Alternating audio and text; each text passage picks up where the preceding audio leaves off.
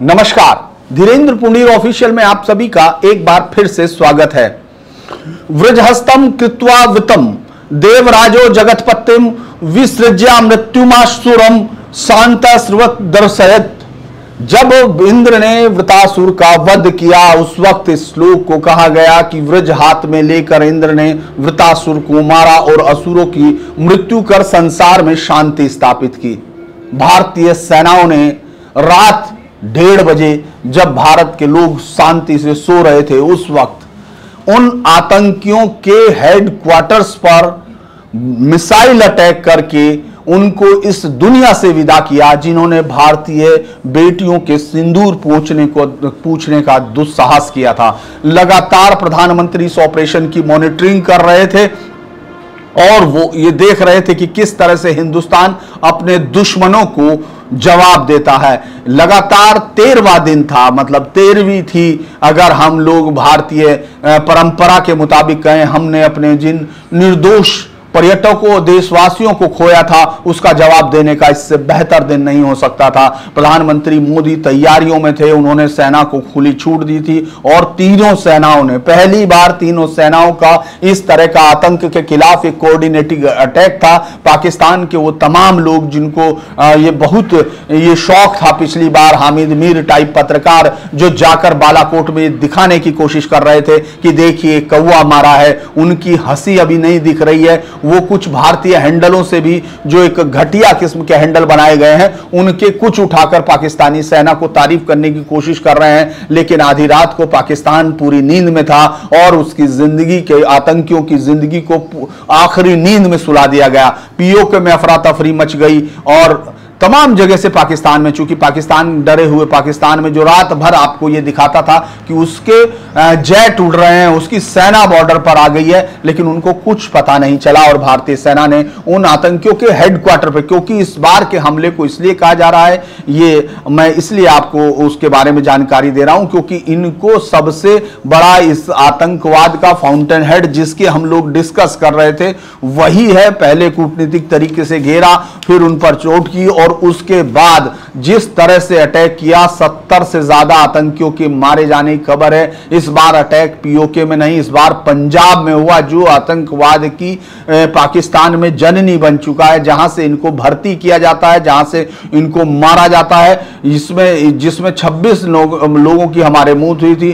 पाकिस्तान ने रात भर 9 ठिकानों को बनाया गया, 3 लश्कर के और जैश के 4 लॉन्चिंग पैड भी हैं। अगर हम उसको देखें तो इसमें भारत की फाइटर जेट ने पाकिस्तान के इलाके वाले कब्जे में जो मिसाइल बरसाई सेना ने इन ठिकानों पर स्ट्राइक की। बहावलपुर जो मुख्यालय है जैश का, जैसे मोहम्मद का मुजफ्फराबाद में, इसमें मुजफ्फराबाद में इन्होंने फिर अटैक किया। पहला जैश का ये मुख्य ट्रेनिंग सेंटर था, इसको खत्म किया। लश्कर का मरकज तौयबा, वहां मस्जिद का पूरा कैंपस इसी तरह से था, वो मरकज यानी केंद्र कहा जाता है, तौयबा का केंद्र था, उसको पूरी तरह से उड़ा दिया गया है। पाकिस्तान पर राफेल के स्कल्प से हम लोगों ने अटैक किया। पाकिस्तान कह रहा है कि 6 ठिकानों पर 24 जगह पर वो हुआ। पाकिस्तान के कश्मीर आतंक वाले कब्जे में अगर हम लोग 5 ठिकाने, पंजाब में 4 आतंकी ठिकानों को निशाना बनाया गया है। इसमें बहावलपुर, मुजफ्फराबाद, कोटली, बाग, मुरीद के, गुलपुर, महमूना, जोया, बिंबर, ये वो तमाम इलाके हैं जहां से आप आतंकियों के आने की खबरें सुनते थे या जो आतंकियों के जो सरगना जहां बैठते थे मुरीद के जैसी जगह पर, जिसको पाकिस्तानी फौजों ने उसकी रक्षा के लिए पूरी तरह अवैध किला बनाने की कोशिश की। मुरीद के हिंदुस्तान की छाती पर धंसा हुआ वो तीर था जिसको तोड़ना जरूरी था, उसको तोड़ा गया।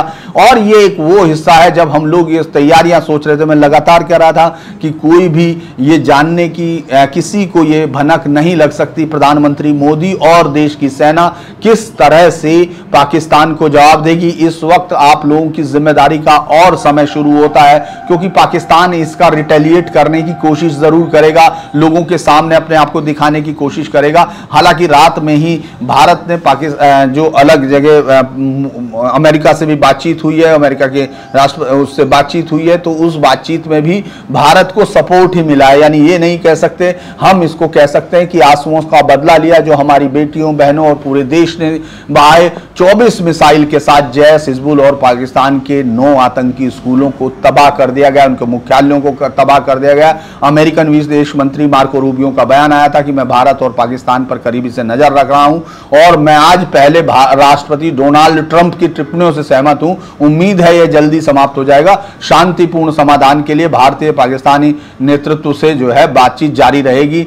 जब आधी रात को भारतीय विमान प्राधिकरण ने पाकिस्तानी सीमा से लगे सभी एयरपोर्ट्स बंद कर दिए। श्रीनगर, जम्मू, अमृतसर, लेह, चंडीगढ़, बीकानेर और धर्मशाला से ऑपरेट होने वाली वो सभी फ्लाइटें रद्द कर दी गई हैं और तमाम सभी कंपनियों ने कहा है कि अपने यात्रियों से कि वो चेक करके तब निकलें, क्योंकि जो ऑपरेशन सिंदूर में जो बहुत ही सोची समझी और बहुत ही ज्यादा रॉ ने, चूंकि इन सारे ऑपरेशंस की निगरानी रॉ ने इन सबके पते दिए थे, इन सबके ठिकानों पर आतंकियों के होने की पुष्टि की थी और यह बताया था कि इनका आतंक में कितना हाथ है। पाकिस्तान के मुरीद के पे हमला जो लश्कर तैयबा का ये मुख्यालय है, इसे आतंकी नर्सरी कह सकते हैं या इसको आतंक का स्कूल नहीं, इसको बेसिक पाठशाला कह सकते हैं। हफीज सईद के नेतृत्व वाले लोगों ने ही ये जो TF है, जिसको जैश का एक आउटशूट माना जाता है, उन्होंने ही हमला किया था। इसीलिए इस पर अटैक करना जरूरी था। ताला शहीद वही है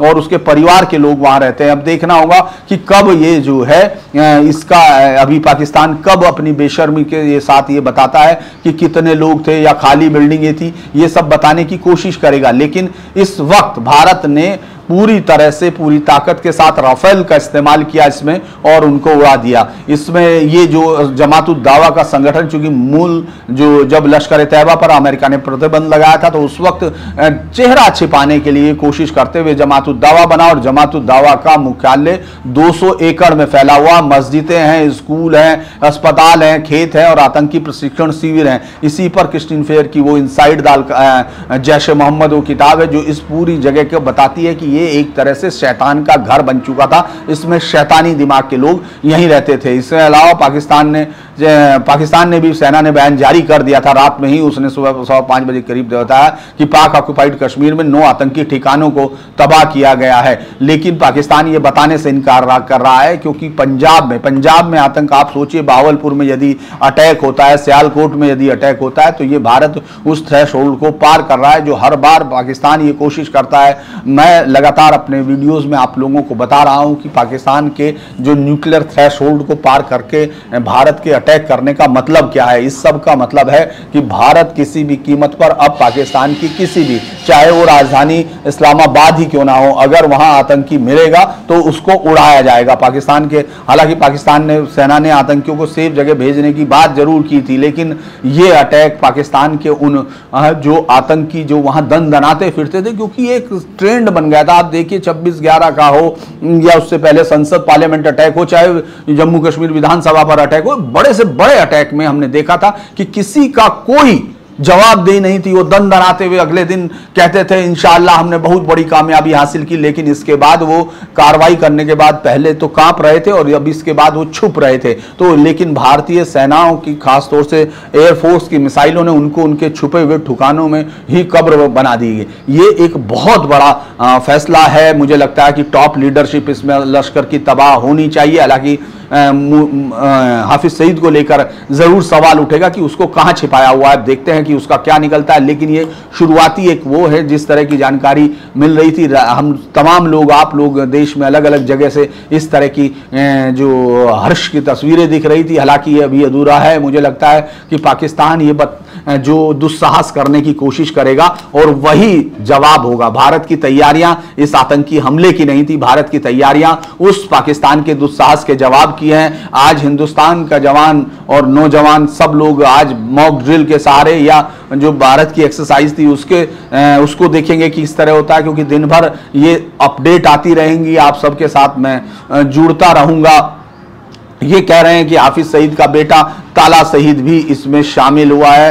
रात प्रधानमंत्री नरेंद्र मोदी ने पूरे ऑपरेशन सिंदूर पर नजर बनाए रखी और तीनों सेनाओं ने 9 आतंकी ठिकाने बंद कर दिए। इसी दिन से चूंकि सारी रात सेना के ऑपरेशंस के दौरान रक्षा मंत्रालय में सारे जो टॉप ऑफिसर्स थे वो मौजूद थे। 2 दिन से आर्मी का स्टेटकॉम मीडिया भी बंद किया हुआ था और फाइटर जेट F-16 गिरा दिया गया था अखनूर में, जिसे भारतीय स्थानीय युवकों ने बताया है, लेकिन अभी उस उसमें लोग पहुंच रहे हैं, अभी उसके बारे में दिखाते हैं। भारत ने मिसाइल के 70 से ज़्यादा आतंकी तबाह होने की बात की जा रही है। नौशेरा सेक्टर LOC के पास कोटली हमीरपुर इलाके में आतंकियों को भारी नुकसान किया गया। आतंकियों के कई लॉन्च पॉइंट खत्म हुए, जिसमें लश्कर के 3 जैश के 4 हैं।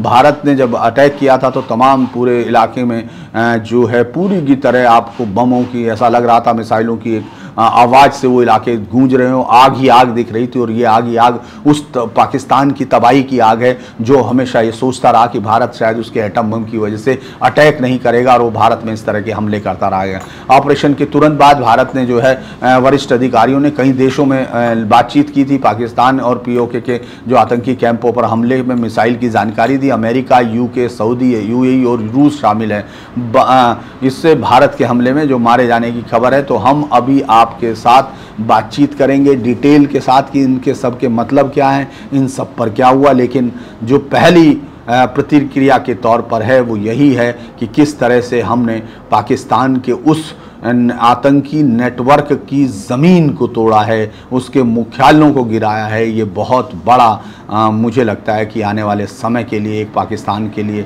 चूँकि पाकिस्तान उस तरह से बना हुआ है जो सबक नहीं सीखता, लेकिन मुझे लगता है कि ये सब घटनाएं उसको सबक सिखा के रहेंगी। और चूँकि दुनिया भर के नेटवर्क कवर कर रहे हैं, BBC ने भी कहा है भारत के बयान को लेकर कि ऑपरेशन सिंदूर शुरू हो गया है। भारतीय सेना पाकिस्तान के हवाले से कहा गया है कि पाकिस्तान ने 3 जगह पर हमला किया। और रॉयटर्स के मुताबिक पाकिस्तानी के सीमावर्ती इलाकों में भीषण गोलाबारी और तेज़ धमाकों की खबर आ रही है।